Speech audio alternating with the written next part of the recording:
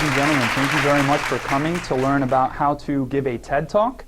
My name is Mr. Lands, and hopefully this presentation will help you to be able to give you tips and tricks on how to do your TED Talk when you do your project. All right? So the name of this is How to Deliver a TED Talk. Okay, and I'm going to be using different visuals for very specific purposes. So I want you to take specific notes in your head as to why I'm using these visuals and how they might help me with my presentation. All right? So this is an interesting statistic, okay, mainly for adults. But according to the U.S. National Bureau of Statistics, 1 in 9 Americans work in sales. Okay, I bet you didn't know that. All right, but what something else is important is the fact that not only one of those 9 people work in sales, but so do the other 8. Because it's becoming more important to be able to sell something and be able to persuade somebody to buy into whatever you're trying to convince them about. Right? We have so much information in this world. You can find anything on Google these days. But what's more important is to be able to tell somebody why they should buy into what you have to offer them. Okay? So it's saying that you are going to be able to have this skill, and it's important that you guys are going to be able to use this in the future. Okay? Eventually, some of you guys are going to end up trying to convince your maybe older brother or sister, maybe convince your parents to let you stay up later, or maybe even try to convince someone during a presentation like you guys are going to have soon. Okay, this is an important skill, and hopefully you can learn some lessons on how to be able to do this effectively. So, this is a picture of a hook. Okay? We always want to hook people in the very beginning. Right? We want to get them excited. We want to get them interested in what we have to talk about. So, whenever you guys start your presentation, you want to try to hook your audience. You want to try to grab their attention so that they're locked in and they're really curious about the rest of the things that you have to say. Okay? So, I tried to give you a hook by telling you why it's important to pay attention to this presentation and how you can benefit directly from it. And just remember, the first 10 to 20 seconds is the most critical part of a presentation, because that's when people who are watching are going to say, hey, I'm interested, or no, I'm probably not really interested. Okay, so that first 10 to 20 seconds, you want to activate your audience and tell them why they should pay attention, and then also try to make it exciting and making them want to pay attention to it. And one really important thing to notice is that a lot of presentations are about storytelling. Okay, people love to hear a good story, right? I'm sure you guys like to hear a good story, and you like movies that tell a story, and people naturally like to hear stories. So if you could make your presentation into some kind of a story, that's one good strategy. Okay, and there are 3 specific acts when you're trying to deliver a presentation. Okay, the first act is making a pitch. Okay, like in baseball, you deliver a pitch. The first part is getting your audience engaged and excited. All right, so that's the first act, is getting them motivated to pay attention. So there are lots of different types of pitches. And one of the great ways to deliver a pitch is to use a catchphrase. If any of you have played this game, it's where you say a phrase that's pretty popular and people will remember it. So it's always good to repeat your catchphrase at least 3 times during your speech. Okay, so if you have something that you really want your audience to remember, it's always a good idea to repeat your catchphrase several times. You could also do a one-word pitch. Okay, if I say search, the word search, probably the first thing that comes to your mind is Google, because that's what most of us use. So whenever you think of Google, you think of the word search. Whenever you think of search, you think of the word Google. So if you could deliver that message to your audience, that could be really powerful. Okay, believe it or not, but a surprising statement can actually serve as a great pitch. Okay, if you can excite someone or get them really interested and give them a surprising statement, that can be really effective and get someone interested and hooked in. Okay, why might a question be a good pitch? See, by asking this question, you guys are thinking about it, right? Whether or not you raise your hand, but you're actually thinking about it. So when I ask you a question, it engages you, all right? And pitches that rhyme are often sublime. Okay, so if you can make your pitch rhyme, it also makes people remember what you have to say more. Whenever you rhyme something, like Dr. Seuss is really known for all of his rhymes in his books, because people can remember and they can kind of play along with a lot of his books. So it helps people to remember your message. Okay, and if we're writing an email, if we're writing a message or a chat to somebody, we usually want to try to make that first line really important, because that's going to be whether or not someone's going to be interested in your email or your chat. the very first thing you say to them is going to pretty much get them interested in what you have to say. So try to creatively find different words to make that come out at your audience is going to be really important too. And then there's another one. Raise your hand if you've heard of Twitter before. Okay, most of you guys have probably heard of Twitter. If you've ever used something similar to Twitter, you know that you only have 140 characters to say a message. So this type of pitch forces you to narrow down everything that you have to say in just 140 characters. So it makes a really quick, fast pitch and lets everyone know what you're trying to accomplish or what you're trying to tell them. So for your independent projects, your pitch is probably going to be something either to inform your audience about something or to try to persuade them. And a good intro is to do that within just a few words or maybe even a sentence. And I mentioned story earlier. Raise your hand if you've ever seen a Pixar movie before. Okay, probably most of you. There is this thing called a Pixar pitch, which follows this template. All right? And it always starts off with once upon a time, every time this happened, something else happened. Because of this happened. Because of that happened. And after all, there was a happy ending usually, or until finally something happened at the end. So this is a good template to follow whenever you want to try to deliver a speech or deliver a story and kind of go through all these different parts. It's a good base to kind of help you lay out your different story. Because like I said, everyone likes stories, right? Everyone's seen a lot of Pixar movies. Everyone likes to do animations, and they always tell a story. So it makes us happy. Okay? So the first part was delivering the first part of your message, getting your audience interested. The second part is going to be the design of your presentation. Okay? Now I think for this project, you guys only have maybe use of 1 or 2 images. Okay? But you really want to make sure that those images are powerful and really communicate with the message you're trying to send to your audience. Okay, so we're going to look at a couple different ways to do that. And again, this is going to focus on the design of your presentation. So, a rule of thumb is less is more. Okay? The less you have, the better. Because if you have stuff that's too distracting or if you have a lot of things on your slide, sometimes it's called noise and it can detract from the message you're trying to give your audience. So, less is more in terms of things like text, image, color, orientation, font, things like that. The more simple, the better. Okay? That's a good rule of thumb.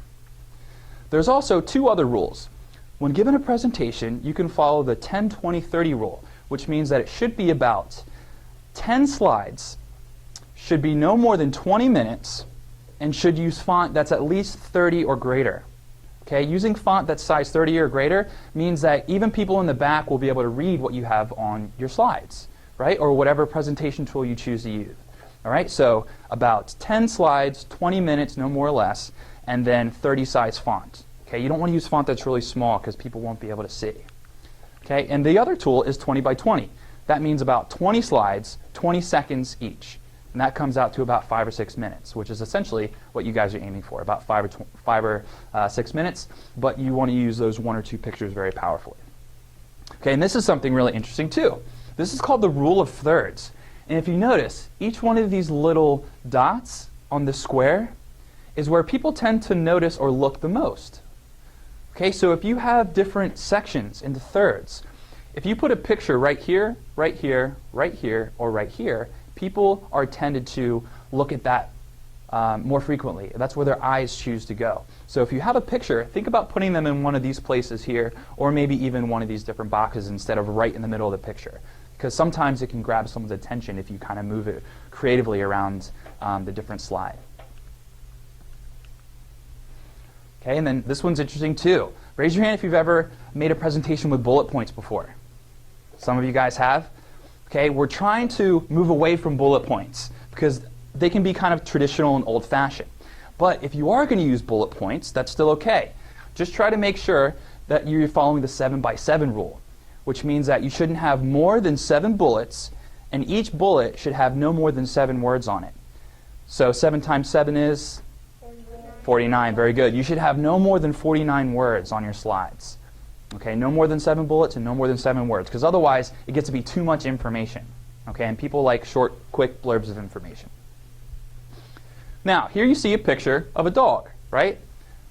Okay, you can think of lots of different words or adjectives to describe this dog. So using one picture can be really powerful. Also, using one word can be really powerful too when you're trying to give a message. But when you combine the two, it can be an even powerful message. Okay, so sometimes using just one word or two words and then one picture to really communicate your message can be really, really helpful. So think about that when you're going to give your speech, your TED Talk, and think about, do I want to use just a picture? Do I want to use just maybe a word or two? Or do I want to combine those two to give a really powerful effect? Okay, and then these are just a couple things to just give you as tips to remember, like confidence boosters. All right, you can do this. You practice a little bit, you want to have good confidence when you're up there, and even if you mess up, that's okay because it's a learning experience, right? It's all for fun, it's all for practice. So if you go up there with the attitude thinking that, yes, I can do this, and it's all for fun, and everyone's on my team because everyone's rooting for me too, then it kind of gives you less to worry about, and it makes you more relaxed. So always think that everyone in the audience is on your team because they're interested in what you have to say. Okay, and now we're going to talk about verbal delivery just really quickly. I only have about 2 minutes left.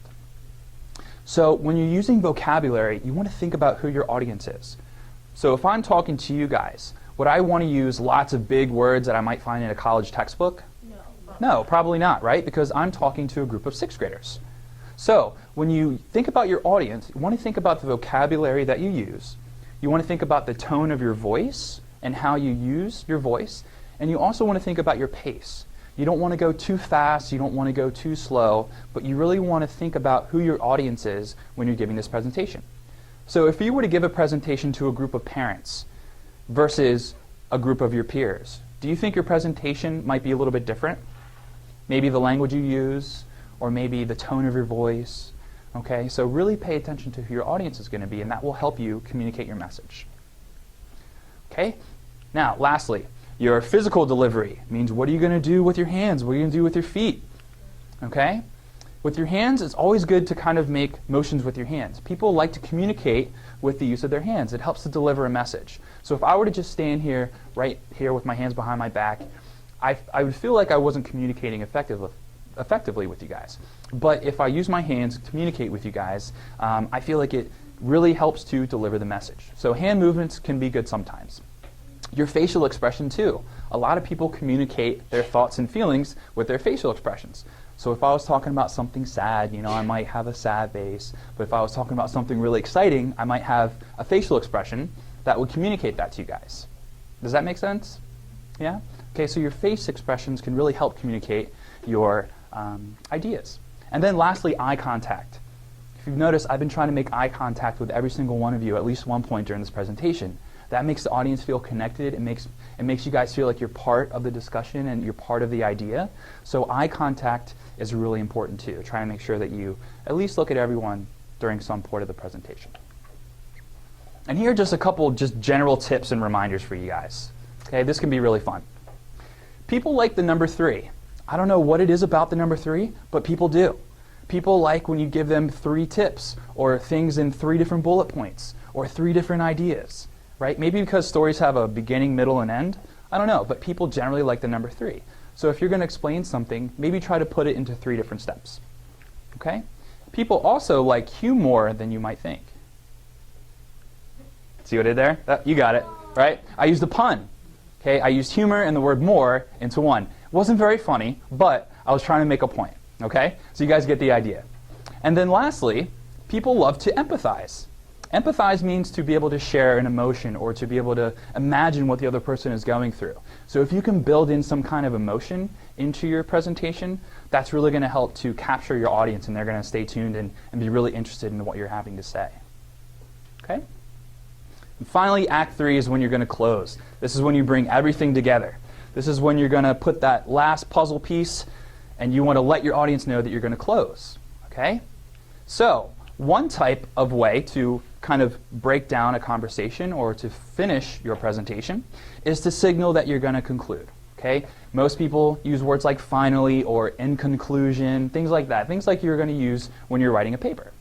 Okay? The second is to remind the audience of the main idea. Okay? My main idea for you guys was to tell you about how to deliver an effective presentation and to give you some tips along the way.